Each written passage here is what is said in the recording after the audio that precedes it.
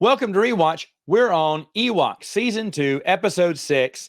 This is a two-parter here, Gone with the Mimphs and The First Apprentice. I'll start with the first one, Gone with the Mimphs. Wicked goes in search of a monster all alone to show himself that he's brave.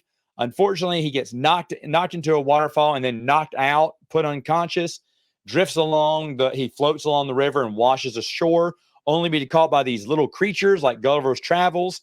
They put him up to entertain them, and he's not going to entertain or sing to them.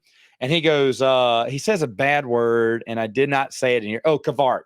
Who goes, Kavark, which is a bad word in the Ewok language. If you want to know your Ewok cuss words, Kavark.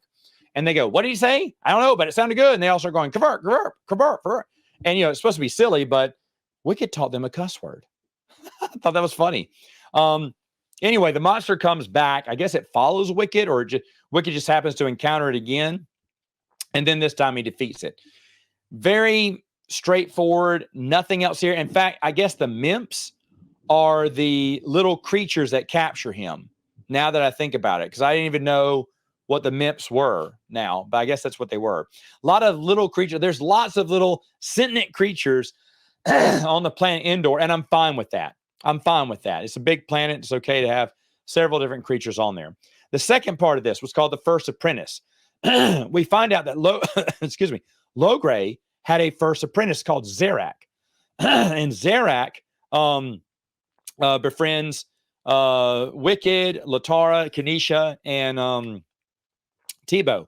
He offers to teach Tebow some tricks. Now, he puts Kanisha under a sleeping spell by accident.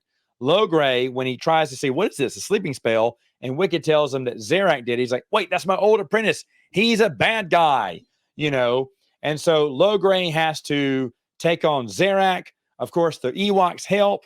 And with the Ewoks help, they defeat Zarak. And I think he dies. He falls to his own death. The villain who no one kills, but he gets killed through the actions of himself. So Zarak falls to his death. And again, here is a death of a villain. Now, of course, it's a one-off villain, but still, back in the day, I don't think he used to kill, especially for kids, though. But of course, this just wasn't only for kids, but killing Ewoks, man, the Ewok death count, it has started now. This was, I think, the first Ewok that we've seen die, I want to say, in the series, which, Morag died, but she wasn't an Ewok.